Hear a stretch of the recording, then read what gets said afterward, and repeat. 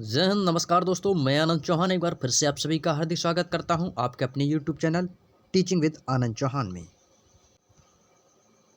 तो एक बार सभी प्यारे दोस्त जल्दी से लाइव आ जाइएगा दोस्तों। आप लोगों की क्लास दोस्तों पुनः स्टार्ट हो चुकी है, जो कि आपकी दोस्तों लाइव रात 8 बजे teaching with Anand Chauhan channel पर होया करती है। जैसा कि दोस्तों मैं येलो बुक में दोस्तों अब तक की हमारी 44 क्लासें दोस्तों कंप्लीट हो चुकी हैं, और डे बाय डे दोस्तों हम पूरा की पूरी बुक का complete page bye page solution करते जा रहे हैं। तो आज दोस्तों हम निरंतर आगे बढ़ते जा रहे हैं, और आज हम दोस्तों पहुंच चुके हैं अपनी 45वीं क्लास में, जिसमें हम पढ़ रहे हैं भूगोल। और भूगोल दोस्तों आपके अंतिम छोर पर चल रहा है, अंतिम चरण पर चल रहा है, और लगभग एक दो वीडियो और भूगोल की आएंगी दोस्तों। इसके बाद भूगोल आपका दोस्तों समाप्त हो जाएगा, और उसके बाद हम इकोनॉमिक्स में दोस्तों प्रवेश करने वाले हैं। तो भूगोल की क्लास दोस्तों आपके एक दो दिन और क्लास होगी। इसके बाद भूगोल का दोस्तों आपका जो चैप्टर है ये पूरा का पूरा कंप्लीट होने वाला है। तो जल्दी से सभी प्यारे दोस्त जुड़ जाइएगा दोस्तों।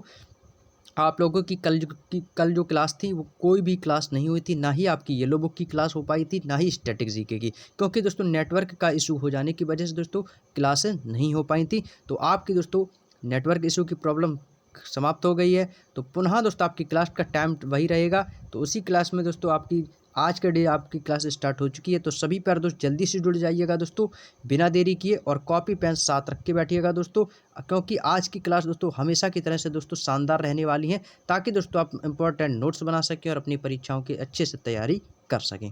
तो जल्दी से वीडियो को शेयर कर दीजिएगा सभी प्यारे दोस्त। और हाँ दोस्तों, जिन लोगों ने अभी तक वीडियो को लाइक नहीं किया तो एक बार सभी प्यारे दोस्त वीडियो को फटाफट लाइक करेंगे। और जो भी कैंडिडेट हमारे इस चैनल पर पहली बार विजिट किए हों, पहली बार दोस्तों इस क्लास को देख रहे हों, तो चैनल को सब्सक्राइब करके बेल आइकन को ऑन जरूर कर लीजिएगा, ताकि जब भी कोई नोटिफिकेशन आए, कोई भी इन्फॉर्मेशन आए, तो वो आपके पास सबसे पहले पहुंचे। तो चलिए दोस्तों वीडियो को स्टार्ट करते हैं। जैसा कि दोस्तों हमने पिछली वीडियो में दोस्तों हमने भारत में सिंचाई वाली यहाँ से दोस्तों आपकी जो क्लास थी, जो पिछली क्लास, वो यहाँ से हमने ऑफ कर दी थी, और आपसे कहा था कि हम जब भी दोस्तों कोई नई क्लास स्टार्ट करेंगे, जब इसके आगे हम दोस्तों जो नेक्स्ट वीडियो पढ़ेंगे वो यहीं से दोस्तों आपका स्टार्ट करेंगे। भारत में सिंचाई के कौन कौन से ऐसे राज्य जो दोस्तों सर्वाधिक निर्भर रहते हैं। जैसा कि दोस्तों आप सभी को पता है कि हमने पिछली वीडियो में जितनी भी मिट्टी हैं, जितनी भी उपजाऊ मिट्टी हैं, उनके बारे में दोस्तों, और फसलों उत्पादों के जो कौन से फसल उत्पादन है, कौन सा राज्य उसमें प्रथम स्थान पर है, कौन सा दूसरे स्थान पर है, इसकी सारी चर्चा दोस्तों हमने पिछली वीडियो में की थी। तो उसी के आगे बढ़ते हैं, भारत में सिंचाई की ओर चलते हैं दोस्तों। बहुत ही अच्छा सा चैप्टर है दोस्तों, बहुत ही शानदार है, इंपॉर्टेंट है, कुछ ही पॉइंट है जो कि आपको याद रखने हैं दोस्तों। चलिए दोस्तों वीडियो को स्टार्ट करते हैं। पहला पॉइंट दोस्तों सभी प्यारे दोस्त देखेंगे, सुनेंगे, और अपनी कॉपी में नोट्स बनाएंगे। इंपॉर्टेंट पॉइंट है, तो इसको पहले पॉइंट को आपको जरूर नोट करिएगा कि तालाबों द्वारा सबसे ज़्यादा सिंचाई तमिलनाडु में होती है। इंपॉर्टेंट क्वेश्चन है, एग्जामिनर आपसे पूछ सकता है। आपके एग्जाम के लिए तो ये क्वेश्चन जो है नया हो सकता है, क्योंकि आपके एग्जाम में क्वेश्चन पूछेगा एग्जामिनर कि तमिलनाडु में सर्वाधिक सिंचाई किसके द्वारा होती है, नलकूपों द्वारा या तालाबों द्वारा। तो आपका आंसर हो जाएगा दोस्तों तालाबों द्वारा। किसके द्वारा दोस्तों? तालाबों के द्वारा सर्वाधिक सिंचाई होती है। कहाँ पे होती है दोस्तों? ये आपकी तमिलनाडु में होती है। क्लियर दोस्तों? एक बार मैं फिर से रिपीट कर देता हूँ, तालाबों द्वारा सबसे ज़्यादा सिंचाई किस राज्य में होती है। एग्जामिनर अपोजिट क्वेश्चन भी पूछ सकता है, तो दोस्तों आपको क्वेश्चन तोड़ना है, अच्छे से समझना है। तालाबों द्वारा सबसे ज़्यादा सिंचाई किस राज्य में होती है? तमिलनाडु में। क्लियर? नेक्स्ट है दोस्तों, भारत में सबसे बड़ा सिंचाई का साधन 55.9% कुआं एवं नलकूप हैं दोस्तों। यदि भारत में सबसे बड़े सिंचाई के जो साधन देखें, जो मोस्टली दोस्तों जो सिंचाई होती हैं, वो दोस्तों आपके 55.9% लगभग है, वो आपसे कुआं और नलकूपों से ही होती है। क्लियर? अगला दोस्तों पॉइंट है, भारत में दूसरे स्थान पर नहर, जो कि 31.4% भाग ऐसा है दोस्तों जो लोग नहर से सिंचाई करते हैं। अब तो काफ़ी जगह दोस्तों ट्यूबवेल वगैरह हो चुके हैं, हालांकि अब नहर से फिर भी काफ़ी लोग करते हैं दोस्तों। लगभग 31.4% ऐसे लोग हैं जो कि दोस्तों नहर से सिंचाई करते हैं। यदि हम वर्ल्ड की बात करें, तो वर्ल्ड में दोस्तों विश्व का सर्वाधिक सिंचित क्षेत्र जो है वो दोस्तों आपका चाइना है, जो इसमें 21% सिंचित क्षेत्र है। सिंचित यानी कि जल से सींचने वाले क्षेत्र। दूसरे स्थान पर दोस्तों आपका भारत आता है। सबसे ज़्यादा भारत में नलकूप उत्तर प्रदेश में है। यदि बात की जाए सिंचाई के माध्यम में, जो भारत में सर्वाधिक नलकूप कहाँ पे हैं, तो वो दोस्तों आपका उत्तर प्रदेश राज्य ऐसा राज्य है जहाँ पे दोस्तों सर्वाधिक नलकूप हैं। क्लियर दोस्तों? तो ये थी आपकी दोस्तों भारत में जो सिंचाई के जो प्रमुख साधन थे। सिंचाई सबसे सर्वाधिक कहाँ होती है? तमिलनाडु में होती है। किसके द्वारा होती है? तालाबों द्वारा होती है। तो ये दोस्तों आपके कुछ इंपॉर्टेंट पार्ट्स थे। तो एक बार सभी पर दोस्तों इसका स्क्रीनशॉट लेना चाहे तो स्क्रीनशॉट ले सकते हैं और अपने आप कॉपी में दोस्तों नोट्स भी बना सकते हैं। चलिए दोस्तों, और यदि दोस्तों आप लोगों का कोई भी डाउट हो तो बेफिक्र होकर घबराया ना करें, आप हमसे कमेंट बॉक्स में ज़रूर पूछा करें, कोई भी डाउट हो आप लोगों का। ठीक है दोस्तों, चलिए अगला है इम्पॉर्टेंट पार्ट। तैयार हो जाइएगा दोस्तों अपने कॉपी पेन लेकर, क्योंकि अब आपको बनाने हैं नोट्स। क्या बनाने हैं दोस्तों? नोट्स बनाने हैं। बहुत ही शानदार टॉपिक है और यहाँ से दोस्तों, यहाँ से आपको दोस्तों 2 नंबर मिलने वाले हैं। कितने नंबर मिलेंगे सभी को? सभी को दोस्तों 2 नंबर मिलेंगे, सभी को 2 नंबर मिलेंगे। काफ़ी लोगों के दोस्तों अब पहले से ही ये कुछ नाम जो है नदियों के किनारे प्रमुख जो बसे नगर हैं उनके नाम तो आप लोगों को ऑलरेडी कुछ लोगों को पहले से ही याद होंगे, और जिनको याद नहीं है तो टेंशन वाली बात नहीं है, मैं आपको याद करवाऊंगा। चलिए बात करते हैं दोस्तों आगरा। आगरा का ताजमहल तो सभी ने देखा ही होगा, आगरा तो गए होगे ना। तो आगरा में दोस्तों क्या, आगरा को हम पेठा नगरी भी बोलते हैं, क्योंकि वहाँ दोस्तों क्या फेमस है? पेठा है, आगरा का पेठा, तो उसको पेठा नगरी भी बोलते हैं। तो आगरा दोस्तों की बात करते हो, आगरा किस नदी के किनारे बसा हुआ है, किस नदी के किनारे स्थित है? तो आपका जवाब हो जाएगा दोस्तों यमुना नदी। कौन सी नदी दोस्तों? यमुना नदी के किनारे स्थित है। यदि बात की जाए दोस्तों दिल्ली की, तो दिल्ली किस नदी के किनारे स्थित है? ये भी आपकी दोस्तों किस नदी के किनारे स्थित है? यमुना नदी के किनारे। दिल्ली भी दोस्तों आपकी यमुना नदी के किनारे स्थित है। बद्रीनाथ की यदि हम बात करते हैं तो बद्रीनाथ दोस्तों आपका अलकनंदा नदी में स्थित है, अलकनंदा नदी पर स्थित है बद्रीनाथ। फिरोजपुर आपका सतलज नदी पर स्थित है। कहाँ पर है दोस्तों? फिरोजपुर सतलज नदी। और हरिद्वार आपकी दोस्तों गंगा नदी। हरिद्वार कहाँ पर स्थित, किस नदी पर स्थित है? गंगा नदी पर। तो उम्मीद है दोस्तों आप लोगों को ये सारे पॉइंट याद रखे होंगे। दोस्तों याद रखिएगा, आगरा यमुना नदी है। कहाँ पे दोस्तों? आगरा जो है दोस्तों कहाँ पे? यमुना नदी है। दिल्ली यमुना नदी, बद्रीनाथ अलकनंदा, फिरोजपुर सतलज, हरिद्वार गंगा, कानपुर गंगा और इलाहाबाद गंगा यमुना सरस्वती। क्योंकि ये दोस्तों इलाहाबाद जो है ये आपके तीनों नदियों का क्या है दोस्तों? संगम है। इलाहाबाद प्रयागराज जो है आपका वो क्या है दोस्तों? ये गंगा और यमुना सरस्वती इन तीनों नदियों का क्या है दोस्तों? संगम है। याद रखिएगा क्या है दोस्तों? इलाहाबाद संगम। यहाँ पर दोस्तों तीनों नदियाँ मिलती हैं, गंगा यमुना सरस्वती। अगला है दोस्तों आपका कन्नौज। कन्नौज में दोस्तों आपकी कौन सी नदी पर स्थित है? गंगा नदी। श्रीनगर जो कि जम्मू कश्मीर, ये आपकी झेलम नदी। सूरत गुजरात में है, ये आपकी दोस्तों ताप्ती नदी के किनारे स्थित है सूरत। क्लियर?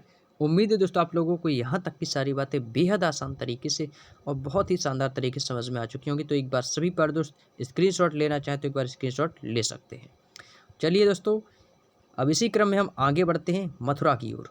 मथुरा दोस्तों आप सभी को पता होगा, आगरा मथुरा, तो ये आपका यमुना नदी के किनारे स्थित है। बरेली आपका दोस्तों रामगंगा नदी के किनारे स्थित है। अहमदाबाद साबरमती नदी के किनारे स्थित है। जमशेदपुर स्वर्णरेखा नदी के किनारे स्थित है। कटक महानदी के किनारे स्थित है। नासिक गोदावरी नदी के किनारे स्थित है। जौनपुर गोमती नदी के किनारे स्थित है। और लखनऊ भी आपका गोमती नदी के किनारे ही स्थित है। क्लियर दोस्तों? उम्मीद है दोस्तों आप लोगों को यहाँ तक की सारी बातें बेहद आसान तरीके से समझ में आ रही होंगी। तो एक बार सभी प्यारे दोस्त इस टॉपिक का स्क्रीनशॉट ले लेंगे, ताकि दोस्तों आपको नोट्स बनाते समय कोई भी प्रॉब्लम क्रिएट ना हो। चलिए, तो याद रखेंगे सभी प्यारे दोस्त, मथुरा आपका यमुना नदी है, बरेली रामगंगा नदी, अहमदाबाद साबरमती, जमशेदपुर स्वर्णरेखा, कटक महानदी, नासिक गोदावरी नदी और जौनपुर आपकी है दोस्तों गोमती नदी। क्लियर दोस्तों? चलिए, कोई भी डाउट रहेगा तो कमेंट बॉक्स में पूछ लीजिएगा। चलिए अगले पॉइंट को चलते हैं, वाराणसी। अब वाराणसी के दोस्तों हम बात करते हैं, तो वाराणसी दोस्तों आपका गंगा नदी के किनारे स्थित है। कहाँ पे है दोस्तों? वाराणसी आपका गंगा नदी के किनारे। लुधियाना ये आपका सतलज नदी। विजयवाड़ा आपका दोस्तों कृष्णा नदी। और उज्जैन आपका क्षिप्रा नदी। उज्जैन महाकालेश्वर मंदिर, उज्जैन जो है आपका क्षिप्रा नदी के किनारे स्थित है। और पठरपुर आपका भीमा नदी के किनारे स्थित है दोस्तों। ये जितने भी दोस्तों आपके राज्यों के नाम थे, जितने भी दोस्तों आपकी ये उज्जैन, विजयवाड़ा, पठरपुर, जितने भी दोस्तों आपके शहर हैं, उनके दोस्तों जो बसे हुए नगर हैं नदियों के किनारे, वो सभी के दोस्तों आपकी चर्चा कर चुके हैं। उम्मीद है दोस्तों आपको यहाँ तक की सारी बातें आसान तरीके से समझ में आ चुकी होंगी। तो एक बार स्क्रीनशॉट लेना ना भूलें। तो चलिए एक बार स्क्रीनशॉट ले लेंगे और बात करते हैं अपने अगले शहर की ओर। चलिए अगले शहर की ओर चलते हैं दोस्तों। अगला है दोस्तों हैदराबाद। अगला है दोस्तों हैदराबाद। हैदराबाद की यदि हम बात करते हैं, हैदराबाद दोस्तों आपका किस नदी किनारे स्थित है? मूसी नदी। संबलपुर आपका दोस्तों महानदी के किनारे स्थित है। कुरनूल जो कि आपका आंध्र प्रदेश में, यह तुंगभद्रा नदी के किनारे स्थित है। शोकोवा घाटी आपका असम में स्थित है, जो कि आपका ब्रह्मपुत्र नदी के किनारे बसा हुआ शहर है। क्लियर दोस्तों। हैदराबाद मूसी नदी, संबलपुर महानदी, कुरनूल आंध्र प्रदेश में पड़ता है, ये आपका तुंगभद्रा नदी, और शोकोवा घाट असम में पड़ता है, ये आपका ब्रह्मपुत्र नदी के किनारे स्थित है। क्लियर। चलिए एक बार स्क्रीनशॉट लेना चाहते हो स्क्रीनशॉट ले सकते हो। चलिए अगले पॉइंट की ओर चलते दोस्तों। अगला है कोलकाता। सभी को पता है कोलकाता दोस्तों आपका हुगली नदी के किनारे स्थित है। कोटा चंबल नदी है। जबलपुर नर्मदा नदी, गुवाहाटी ब्रह्मपुत्र और डिब्रूगढ़ ब्रह्मपुत्र नदी। क्लियर दोस्तों। कोलकाता आपका हुगली नदी और कोटा आपका चंबल नदी, जबलपुर नर्मदा नदी, गुवाहाटी ब्रह्मपुत्र नदी और डिब्रूगढ़ ब्रह्मपुत्र नदी। क्लियर दोस्तों। चलिए एक बार स्क्रीनशॉट ले लीजिएगा सभी प्यारे दोस्त। स्क्रीनशॉट तो लेते ही रहिएगा ताकि आप दोस्तों आसान तरीके से नोट्स बना सकें अपने हिसाब से। चलिए लखनऊ, मैंने आपसे स्टार्टिंग में बता दिया था लखनऊ किस नदी किनारे स्थित है, गोमती नदी। अयोध्या दोस्तों आपका सरयू नदी किनारे स्थित है। श्रीरंगपट्टनम कावेरी नदी है। ओरछा आपका बेतवा नदी है और तिरुचिरापल्ली आपका कावेरी नदी है। ये जितने भी दोस्तों आपके शहर हैं और बाकी नदियाँ हैं, ये सभी दोस्तों उनके किनारे लगती हैं। लखनऊ आपका गोमती नदी के किनारे बसा हुआ है। अयोध्या आपका सरयू नदी के किनारे, श्रीरंगपट्टनम कावेरी नदी के किनारे, ओरछा आपका बेतवा नदी के किनारे स्थित है और तिरुचिरापल्ली आपका कावेरी नदी के किनारे स्थित है। क्लियर। चलिए अगले पॉइंट की ओर चलते हैं दोस्तों। अब यहाँ से दोस्तों हमारा नया टॉपिक स्टार्ट होता है जिसका नाम है रेल परिवहन, जो कि आपके रेलवे ग्रुप डी, एनटीपीसी, इन सभी परीक्षाओं के लिए दोस्तों बेहद इंपॉर्टेंट पॉइंट है। तो याद रख लीजिएगा दोस्तों, आप लोगों के आगे आने वाली प्रतियोगी परीक्षाओं में दोस्तों बहुत ही कारगर सिद्ध होगा। बात करते हैं दोस्तों, अब यहाँ से स्टार्ट होता है आपका रेल परिवहन। भारतीय रेल एशिया की दूसरी सबसे बड़ी तथा विश्व की चौथी सबसे बड़ी अर्थव्यवस्था है। चलिए तो याद रखिएगा दोस्तों, भारतीय रेल एशिया की, किसकी दोस्तों, एशिया की दोस्तों दूसरी सबसे बड़ी एवं विश्व की चौथी सबसे बड़ी अर्थव्यवस्था है। अगला पॉइंट है, विश्व की सबसे पहली रेलगाड़ी 1825 में लिवरपूल से मैनचेस्टर के बीच चली थी। याद रखिएगा, विश्व की सबसे पहली रेलगाड़ी। दोस्तों आपके एग्जाम में एग्जामिनर आपको क्वेश्चन दे सकता है कि विश्व की सबसे पहली रेलगाड़ी का क्या नाम था। विश्व की सबसे पहली रेलगाड़ी कब चली थी और कहाँ से किन देश के बीच, कौन से कहाँ से कहाँ तक चली थी दोस्तों। तो याद रखिएगा, विश्व की सबसे पहली रेलगाड़ी 1825 में लिवरपूल से मैनचेस्टर के बीच चली थी। क्लियर दोस्तों। चलिए अगला है दोस्तों, यहाँ से आपका नेक्स्ट पॉइंट स्टार्ट होता है। नेक्स्ट है, भारत में सबसे पहले रेल अप्रैल 1853 में, ये तो आप लोगों को पता ही होगा, लॉर्ड डलहौजी के शासनकाल में 1853 ईस्वी में मुंबई से ठाणे के बीच चली थी, जिसकी दूरी लगभग 34 किलोमीटर थी और यह लॉर्ड डलहौजी के समय में चली थी। तो दोस्तों ये उस समय उन्हीं का शासनकाल था, लॉर्ड डलहौजी का, जिन्होंने भारत में सबसे पहले रेल का जन्म दिया। और भारत में सबसे पहले रेल का जो श्रेय जाता है वो जाता है लॉर्ड डलहौजी को। लॉर्ड डलहौजी के शासनकाल में ही 1853 अप्रैल में बम्बई से ठाणे के बीच जाने वाली ट्रेन, जो लगभग आपकी 34 किलोमीटर चली थी, ये आपके लॉर्ड डलहौजी के शासनकाल में ही चली थी। इंपॉर्टेंट क्वेश्चन है, याद रखिएगा दोस्तों, इंपॉर्टेंट पॉइंट है, याद रखिएगा। भारतीय रेलवे बोर्ड की स्थापना 1905 में हुई थी। इंपॉर्टेंट है दोस्तों, याद रखिएगा, आपका एग्जाम का ही आया हुआ क्वेश्चन है, जरूरी नहीं कि आपका रेलवे में ही पूछा जाए, अन्य कॉम्पिटिटिव एग्जाम में भी दोस्तों आपसे पूछा जा सकता है। भारतीय रेलवे बोर्ड की स्थापना कब हुई थी? 1905 में। अगला है भारतीय रेलवे का राष्ट्रीयकरण। यदि बात की जाए भारतीय रेलवे का राष्ट्रीयकरण कब हुआ था, तो वो हुआ था आपका 1950 में। कब हुआ था? 1950 में भारत का रेलवे राष्ट्रीयकरण हुआ था। भारत में दोस्तों कितने प्रकार की लाइनें, तो याद रखिएगा भारत में 3 प्रकार की लाइनें हैं दोस्तों। कौन कौन सी दोस्तों? भारत में दोस्तों 3 प्रकार की लाइनें हैं। चलिए अगले पॉइंट की ओर चलते हैं दोस्तों। कौन कौन सी दोस्तों, अब बात करेंगे कौन कौन सी 3 प्रकार की रेलवे लाइनें हैं, इनके बारे में चर्चा करते हैं दोस्तों। चलिए पहला पॉइंट दिया गया दोस्तों ब्रॉड गेज। ब्रॉड गेज में दोस्तों आपका 1.676 मीटर है। मीटर गेज, उसके बाद दोस्तों नैरो गेज। नैरो गेज की मीटर गेज और ब्रॉड गेज, ये तीनों दोस्तों क्या हैं दोस्तों? गेज हैं। ब्रॉड गेज 1.676 मीटर, मीटर आपका 1 मीटर होगा, और नैरो गेज 0.610 मीटर। क्लियर दोस्तों। चलिए अगले पॉइंट की ओर चलती हैं दोस्तों। अगला पॉइंट है, देश में सबसे लंबी दूरी तय करने वाली रेलगाड़ी विवेक एक्सप्रेस। कौन सी है दोस्तों? विवेक एक्सप्रेस। आप लोगों को काफ़ी कैंडिडेट ऐसे होंगे जो इस क्लास को देख रहे हैं, इनको पहले से ही मतलब पता होगा। और ये आपके दोस्तों डिब्रूगढ़ असम से कन्याकुमारी तमिलनाडु के बीच 4,286 किलोमीटर की दूरी तय करती है। और ये भारत की सबसे तेज़ गति से चलने वाली रेलगाड़ी कौन सी है? वंदे भारत ट्रेन 18। दोस्तों सबसे पहले बात करते हैं अपने पहले पॉइंट की ओर। पहले पॉइंट की ओर बात करते हैं दोस्तों। पहले पॉइंट में कहा गया है कि देश की सबसे लंबी दूरी तय करने वाली रेलगाड़ी जो है वो है आपकी विवेक एक्सप्रेस, जो कि आपकी सबसे दूरी लंबी तय कर सकती है विवेक एक्सप्रेस। और ये आपके डिब्रूगढ़ असम से कन्याकुमारी तमिलनाडु के बीच चलती है। क्लियर दोस्तों? उम्मीद है दोस्तों आप लोगों को यहाँ तक की सारी बातें समझ में आ चुकी होंगी। तो अगले पॉइंट की ओर चलते हैं। अगला है भारत की सबसे तेज़ गति से चलने वाली रेलगाड़ी, जो सर्वाधिक तेज़ चलती है तो वो है आपकी दोस्तों वंदे भारत। वंदे भारत ट्रेन जो है दोस्तों वो आप सबसे तेज़ चलने वाली रेलगाड़ी है। कौन सी है दोस्तों? वंदे भारत। तो नाम याद रखिएगा सभी प्यारे दोस्त, कभी भी आप लोगों से एग्जामिनर पूछ सकता है। चलिए अगले पॉइंट की ओर चलते हैं दोस्तों। अगला पॉइंट है विश्व का सबसे लंबा रेल मार्ग, ट्रांस साइबेरियन रेल मार्ग है, जो लेनिनग्राड से व्लादिवोस्टोक तक 9,468 किलोमीटर लंबा है। चलिए अब इसी क्रम में दोस्तों आगे बढ़ते हैं कि विश्व का सबसे लंबा रेल मार्ग ट्रांस साइबेरियन रेल मार्ग, जो लेनिनग्राड से व्लादिवोस्टोक तक 9,438 किलोमीटर लंबा है। चलिए अगला दोस्तों कोंकण रेलवे। कोंकण रेलवे जो दोस्तों आपका ये महाराष्ट्र के रोहा से मणग्राम गोवा तक जाता है और इस ट्रैक की लंबाई 741 किलोमीटर है। इस ट्रैक पर सबसे पहले रेल 1998 में चली थी। नेक्स्ट है कोंकण रेलवे महाराष्ट्र, गोवा, कर्नाटक तथा केरल राज्यों से को लाभ पहुंचाता है। यानी कि दोस्तों जो सर्वाधिक लाभ होता है वो कोंकण रेलवे को महाराष्ट्र, गोवा, कर्नाटक तथा केरल राज्यों से सर्वाधिक लाभ पहुंचाता है। क्लियर दोस्तों? चलिए उम्मीद है दोस्तों आप सभी को यहाँ तक की सारी बातें बेहद आसान तरीके से समझ में आ चुकी होंगी।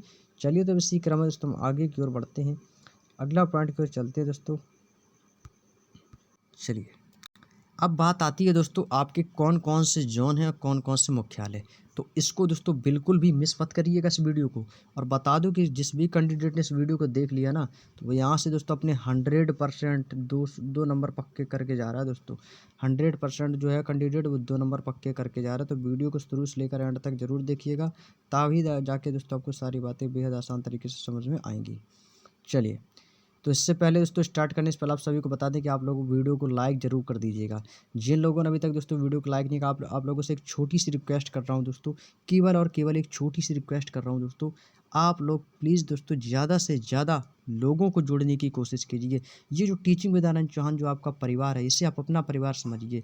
यह आपका ही परिवार है दोस्तों। जब तक आप लोग इस परिवार के दोस्तों गरिमा को बनाए रखेंगे तब तक ये परिवार निरंतर दोस्तों आगे की ओर बढ़ता जाएगा। और आप लोगों को प्यार और सपोर्ट दोस्तों इतना ज़्यादा आप लोगों ने दिया है कि दोस्तों आप लोगों से मैंने कहा था कि 31 मार्च तक आप लोग हमारे 2000 सब्सक्राइबर कंप्लीट कराएंगे, लेकिन आप लोगों ने तो कमाल ही कर दिया कि आप लोगों ने तो 15 दिन भी नहीं हुए हमारे 2000 से ज़्यादा सब्सक्राइबर हो गए, 2000 प्लस 2100 सब्सक्राइबर हो गए दोस्तों।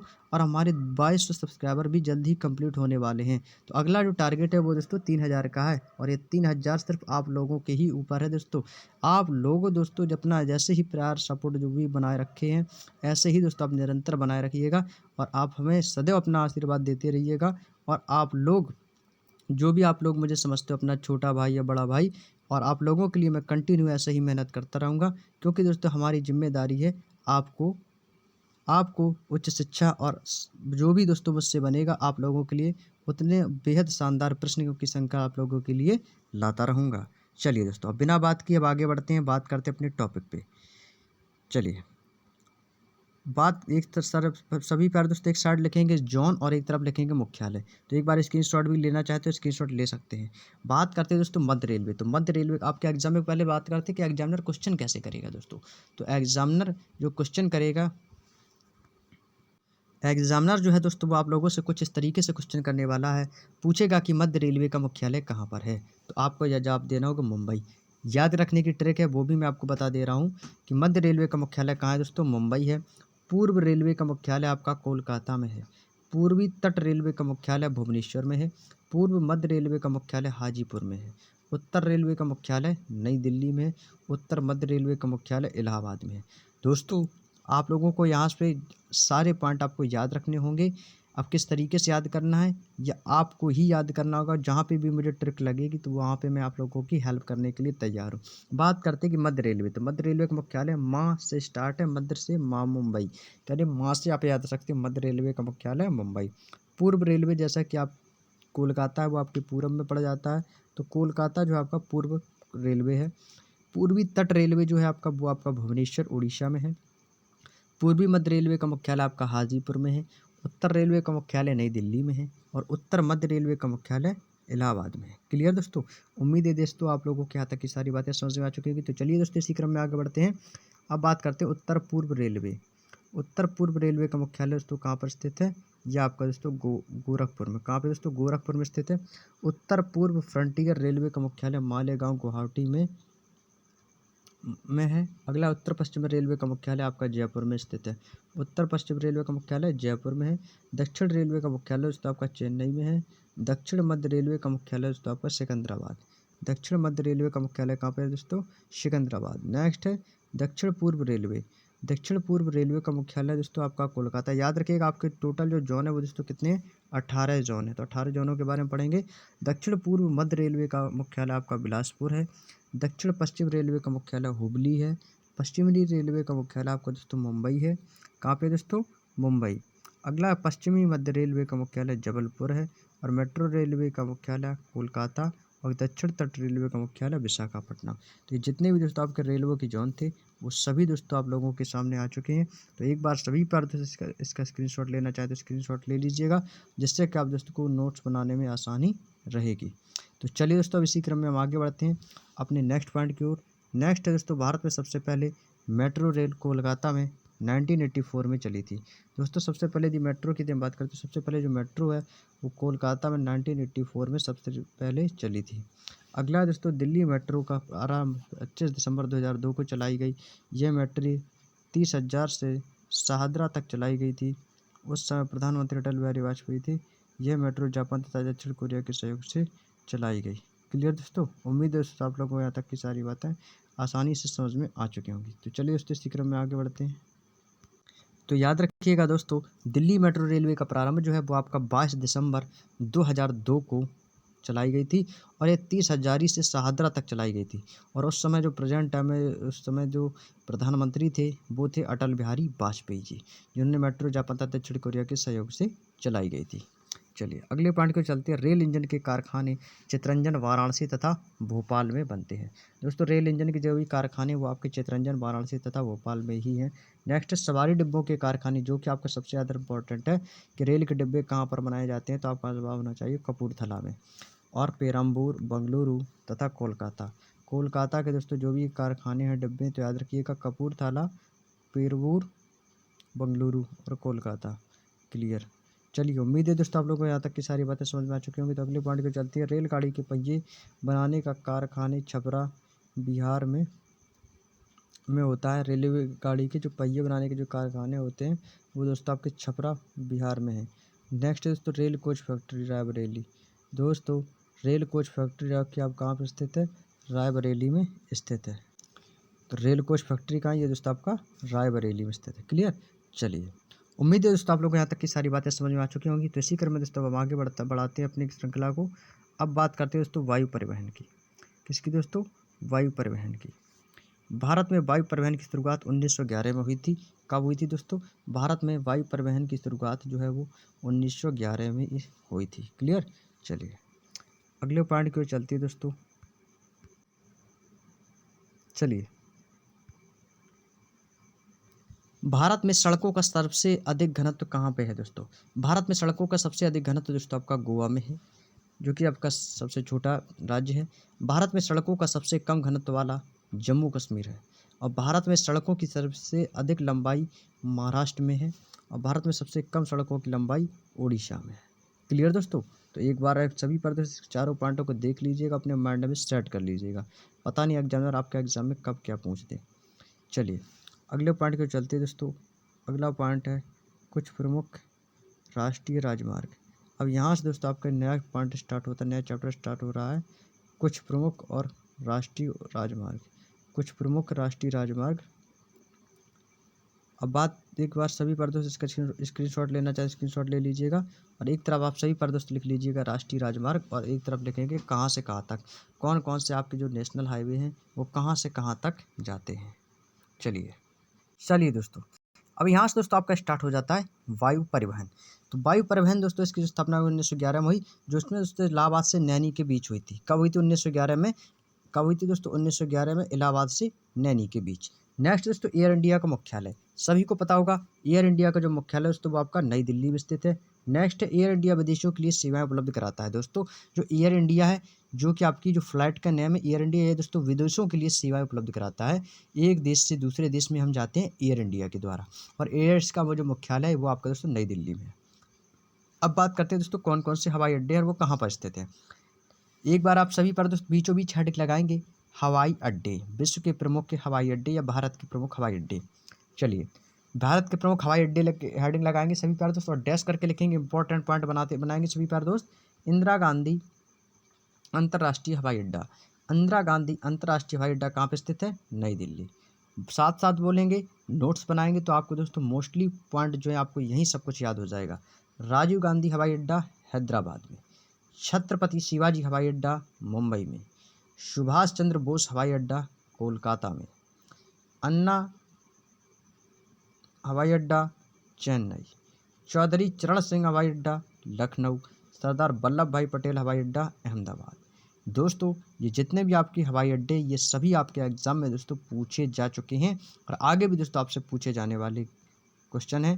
तो याद रखिएगा, इंदिरा गांधी अंतर्राष्ट्रीय हवाई अड्डा नई दिल्ली में, राजीव गांधी अंतर्राष्ट्रीय हवाई अड्डा हैदराबाद, और छत्रपति शिवाजी हवाई अड्डा मुंबई, सुभाष चंद्र बोस हवाई अड्डा कोलकाता, और अन्ना हवाई अड्डा चेन्नई, अन्ना अंतर्राष्ट्रीय हवाई अड्डा चेन्नई, चौधरी चरण सिंह हवाई अड्डा लखनऊ, सरदार वल्लभ भाई पटेल हवाई अड्डा अहमदाबाद। तो एक बार सभी प्यारे दोस्त फटाफट इसका फास्ट स्क्रीनशॉट लेंगे, ताकि दोस्तों आपको नोट्स बनाने में कोई प्रॉब्लम क्रिएट ना हो। चलिए अगला दोस्तों डॉक्टर अंबेडकर हवाई अड्डा।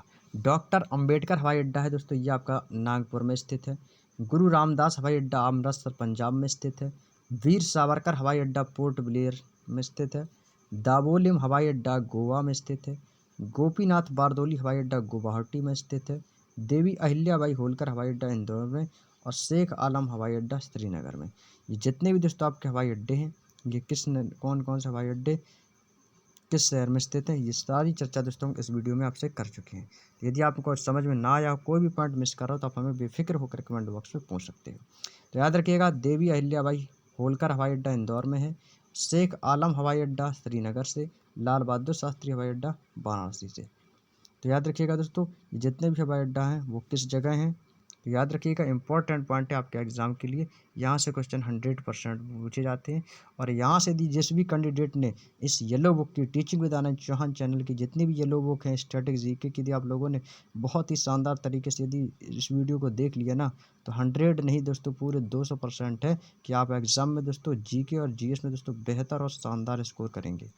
ऐसी मैं आप लोगों से उम्मीद करता हूँ, और उम्मीद करता हूँ कि आप सभी लोग दोस्तों, प्यारे दोस्त, आप लोग रिवीजन भी करते होंगे। जो भी आपने नोट्स बनाए हैं ये लोगों को स्टडी देके आप उनका रिवीजन भी करते होंगे साथ साथ। क्लियर? चलिए, तो ये दोस्तों आपके जितने भी हवाई अड्डे थे उस पर सारी चर्चा कर चुके हैं। लाल बहादुर शास्त्री हवाई अड्डा वाराणसी में स्थित है, और शेख आलम हवाई अड्डा आपके श्रीनगर में। अब यहाँ से दोस्तों हमारा नेक्स्ट पॉइंट स्टार्ट होता है, जो कि है सड़क परिवहन। अब यहाँ से दोस्तों आपका स्टार्ट हो जाएगा सड़क परिवहन। सड़क परिवहन के बारे में दोस्तों हम चर्चा करते हैं। दोस्तों पहला पॉइंट दोस्तों दिया गया है, भारत विश्व की सबसे बड़ी सड़क प्रणाली वाले देशों में से एक है। दोस्तों भारत अब देश है, ये दोस्तों विश्व में सबसे बड़ी, कौन से दोस्तों, सबसे बड़ी सड़क प्रणाली वाले देशों में से सबसे स्थान पहला है, सर्वाधिक है, सबसे सभी में से एक है। देश में दोस्तों कुल यातायात का 40% भाग राष्ट्रीय राजमार्ग संपन्न कराता है। नेशनल हाईवे 40% भाग जो है वो देश के कुल यातायात को कराता है।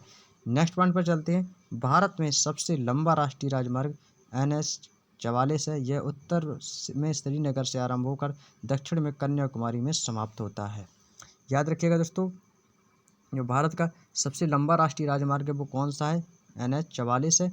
यह उत्तर में श्रीनगर से आरंभ होकर दक्षिण में कन्याकुमारी तक समाप्त होता है। यह राष्ट्रीय राजमार्ग जम्मू कश्मीर, पंजाब, हरियाणा, दिल्ली, उत्तर प्रदेश, मध्य प्रदेश, महाराष्ट्र, तेलंगाना, आंध्र प्रदेश, कर्नाटक और तमिलनाडु जैसे राज्यों से गुजरता है, जिसकी कुल लंबाई 3475 किलोमीटर है। क्लियर दोस्तों। चलिए, तो यहाँ तक कि आपको सारी बातें दोस्तों समझ में आ चुकी होंगी। कोई भी डाउट हो तो आप बेफिक्र होकर कमेंट में पूछा कीजिए।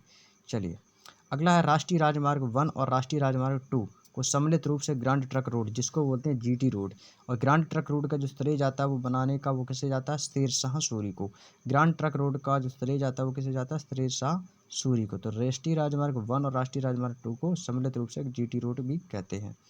अगला है भारत का सबसे छोटा राष्ट्रीय राजमार्ग। सबसे छोटा नेशनल हाईवे है 47A। सबसे छोटा राष्ट्रीय राजमार्ग है वो 47A, जो मात्र 6 किलोमीटर लंबा है दोस्तों, केवल 6 किलोमीटर लंबा है। चलिए, अगला पॉइंट है दोस्तों, राष्ट्रीय राजमार्ग का नियंत्रण केंद्र लोक निर्माण विभाग द्वारा किया जाता है। राष्ट्रीय राजमार्ग का नियंत्रण जो है वो केंद्रीय लोक निर्माण विभाग के द्वारा किया जाता है। क्लियर दोस्तों। उम्मीद है दोस्तों आप लोगों को यहाँ तक की सारी बातें समझ में आ चुकी होंगी। अगले पॉइंट की ओर चलते हैं दोस्तों।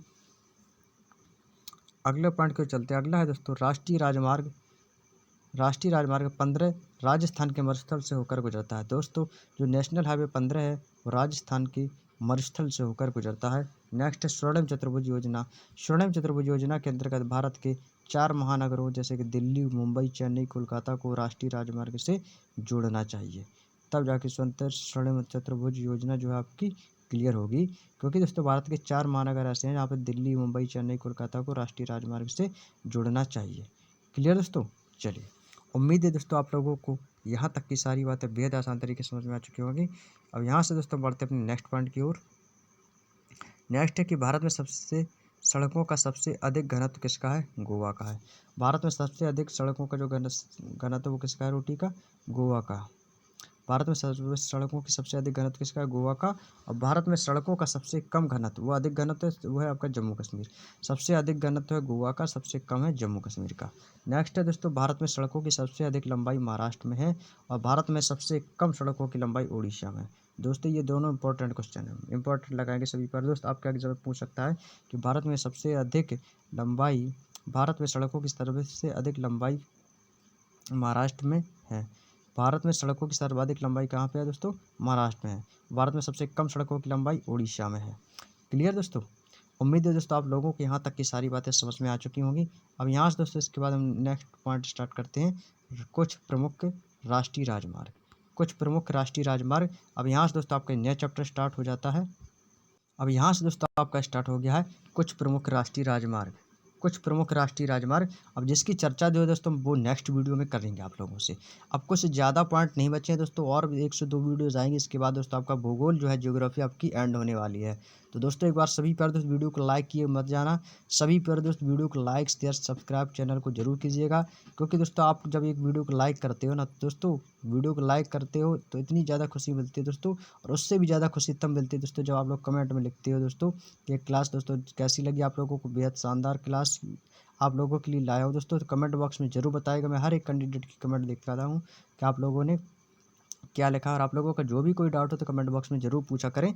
तो यदि आपका कोई भी डाउट हो तो बेफिक्र होकर बिना हिचकिचाए आप कमेंट बॉक्स में पूछ सकते हो। तो जब आज की क्लास को यहीं तक रखेंगे दोस्तों, आप लोगों को क्लास कैसी लगी है तो कमेंट बॉक्स में ज़रूर बताइएगा। अब नेक्स्ट वीडियो जब भी दोस्तों आएगा तो वहीं से स्टार्ट करेंगे, राष्ट्रीय राजमार्ग नेशनल हाईवे पे दोस्तों हम चर्चा करेंगे नेक्स्ट वीडियो में। तो आज की क्लास को इतना ही रखेंगे, मिलते हैं नेक्स्ट वीडियो में। और वीडियो को लाइक, शेयर और चैनल को सब्सक्राइब जरूर कीजिएगा। और आप लोगों से रिक्वेस्ट है कि सभी पर दोस्त वीडियो को ज़्यादा से ज़्यादा लोगों में शेयर कीजिए, ज़्यादा से ज़्यादा लोगों को जोड़ने की कोशिश कीजिए, ताकि वो भी दोस्तों अपने GK GS को बेहतर स्कोर कर सकें। तो चलिए दोस्तों मिलते हैं नेक्स्ट वीडियो में, तब तक के लिए आप सभी प्यार दोस्तों का बहुत बहुत धन्यवाद। जय हिंद, जय भारत, वंदे मातरम, शुभ रात्रि।